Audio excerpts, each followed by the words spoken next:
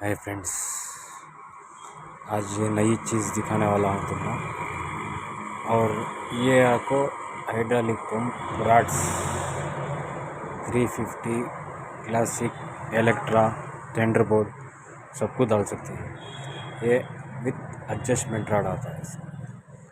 ये किस वजह से डाल सकती हूँ बोले तो हाइड्रोलिक पंप जाने के बाद में टिक टिक साउंड आता ना, इस वजह से डाल सकती है।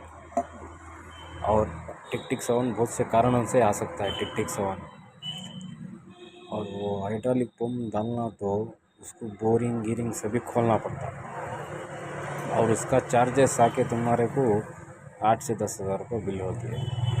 और ये डालने से कितना